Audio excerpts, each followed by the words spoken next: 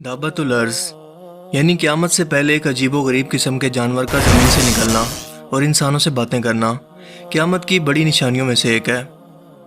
कुरान करीम के अलावा बहुत सारी अहादीस मुबारका के अंदर भी इसका जिक्र मौजूद है। ये जानवर कहाँ से और क्यों निकलेगा, इसके निकलने के पीछे हिकमत क्या है, ये कैसा दिखता होगा और क्या क्या करेगा, और दरअसल आज के दौर के अंदर इसकी हकीकत क्या है, ये सब की सब बातें हम आज की इस वीडियो के अंदर जानने वाले हैं।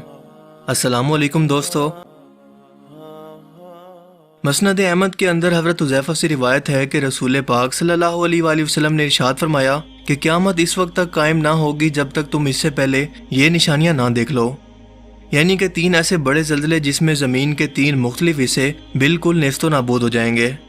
इनमें से एक ज़ल्ज़ला मशरिक़ में, एक मगरिब में और एक अरब जजीरे के अंदर आएगा। इसके बाद फरमाया कि एक धुआं जो कि पूरी रूए ज़मीन पर फैल जाएगा, जिसे अद-दुखान कहते हैं। एक आग जो कि यमन के अंदर लगेगी और लोगों को हाँकती हुई मैशर के मैदान की तरफ ले जाएगी। दाबतुल अर्ज़ का निकलना यानी ज़मीनी जानवर का, दज्जाल का निकलना, ईसा अलैहिस्सलाम का आसमान से नाजिल होना, याजूज और माजूज का निकलना और आखिर में सूरज का मगरिब से तलू होना। सूरज का मगरिब से निकलना क़यामत की एक बिल्कुल वाज़ेह निशानी होगी, जिसके बाद तौबा के दरवाजे हर शख्स पर बंद हो जाएंगे। दोस्तों, क़यामत की एक बड़ी निशानी यानी ज़मीन से दाबतुल अर्ज़ का निकलना एक कुरानी आयत से भी साबित है। सूरह अन-नमल आयत 82 के अंदर अल्लाह पाक फरमाते हैं, और जब क़यामत का वादा पूरा होने का वक्त करीब आ जाएगा तो इस वक्त हम लोगों की इबरत के लिए ज़मीन से एक अजीबो गरीब किस्म का जानवर निकालेंगे जो कि लोगों से बातें करेगा और कहेगा कि अब क़यामत करीब आ गई है। और ये जानवर हम ज़मीन से इसलिए निकालेंगे कि लोग हमारी निशानियों का यकीन नहीं करते थे। जिस रोज़ सूरज मगरिब से तलू होगा, इसी दिन या इससे अगले दिन या अजीबो गरीब किस्म का जानवर ज़मीन से मक्का मुकरमा का एक पहाड़ जिसे कोहे सफ़ा कहते हैं, वहाँ से इसे फाड़ कर निकलेगा और अपने सर से मिट्टी को झाड़ता हुआ मस्जिदुल हराम में हिजरे अस्वद और मकाम इब्राहिम के दरमियान पहुँच जाएगा। लोग इसको देखकर भागने लगेंगे, लेकिन एक जमात रह जाएगी। ये जानवर इनके चेहरों को सितारों की तरह रोशन कर देगा और इसके बाद वो बाकी ज़मीन की तरफ बढ़ेगा और हर काफिर के चेहरे पर कुफ्र का निशान लगा देगा। कोई शख्स भी इसकी पकड़ से नहीं बच सकेगा, क्योंकि ये हर मोमिन और काफिर को पहचानेगा और लोगों से बातें करेगा, इन्हें क़यामत के आने की खबर देगा।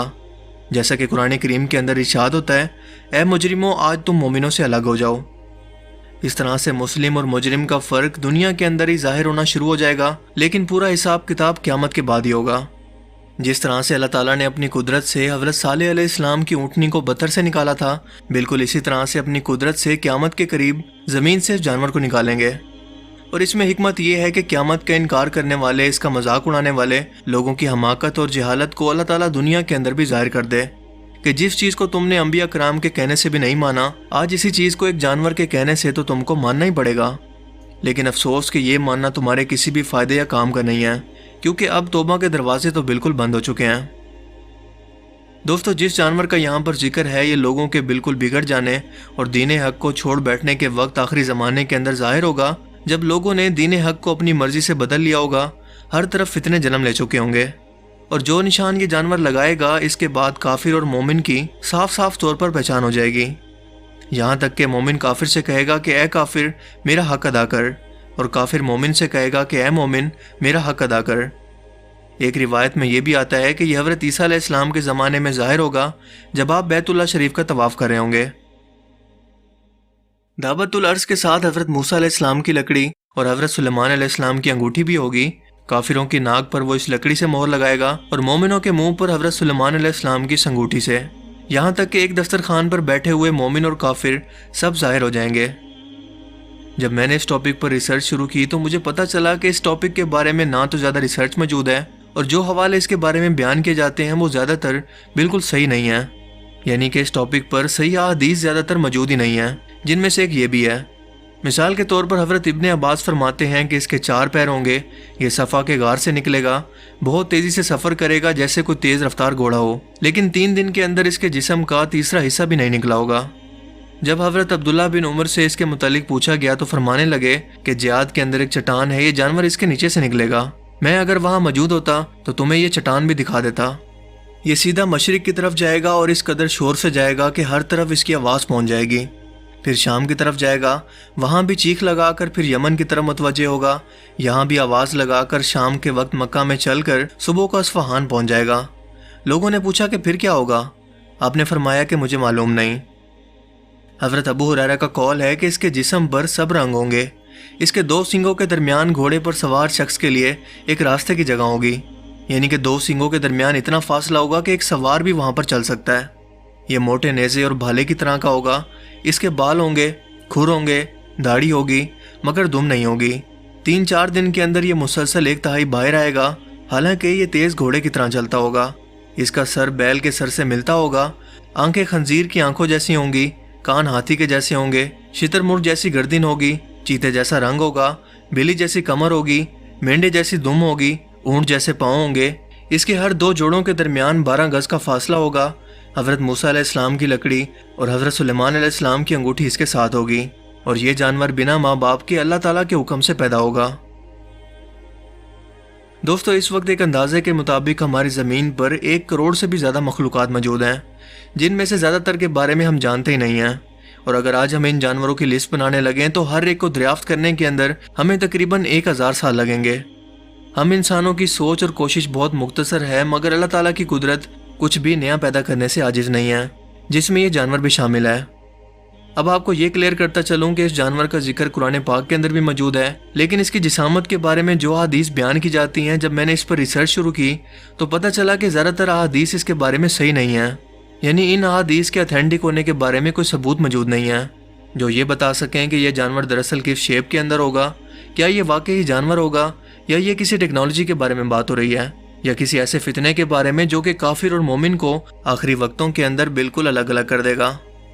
لیکن دوستو، میری ذاتی ریسرچ اور سوچ کے مطابق یہ جانور دراصل ایبسٹریکٹ معنوں کے اندر بیان کیا گیا ہے۔ مثال کے طور پر اللہ کے رسول صلی اللہ علیہ وآلہ وسلم نے دجال کی سواری کا ذکر کرتے ہوئے فرمایا کہ وہ ایک لمبے کانوں والے ایک گدھے پر سوار ہوگا جس کے نیچے 70,000 لوگ اکٹھے ہو سکتے ہوں گے، اور وہ تیز رفتار سواری ہوگی جو کہ چند ہی منٹوں کے اندر دنیا کے ایک کونے سے دوسرے کونے تک پہنچ جائے گی۔ اب ذرا غور کریں کہ کیا اس طرح کے کسی گدھے کا وجود ممکن ہے کہ جو کہ اتنی بڑی جسامت کا مالک ہو کہ اس کے نیچے 70,000 لوگ اکٹھے ہو جائیں؟ کیا یہ ممکن ہے؟ اور یہ بھی کہ وہ اتنی تیز رفتاری سے پانی اور خشکی پر سفر کرے کہ چند ہی لمحوں کے اندر ہزاروں کلومیٹر کا سفر طے کرے؟ بظاہر تو یہ ناممکن ہے، لیکن آج ہمارے سامنے اسٹیلتھ ایئر کرافٹ ٹیکنالوجی موجود ہے جو کہ آواز کی رفتار سے بھی تیز سفر کر سکتی ہے اور رڈار کی پکڑ میں بھی نہیں آتی۔ یہ تیز رفتار بھی ہیں، خشکی اور پانی دونوں جگہوں پر سفر کر سکتے ہیں، اور ان کے گدھے کی طرح کے کان بھی جو کہ ایبسٹریکٹ معنوں کے اندر اللہ کے رسول صلی اللہ علیہ وآلہ وسلم نے آج سے 1400 سال پہلے بیان کیے تھے، واضح طور پر دیکھے جا سکتے ہیں۔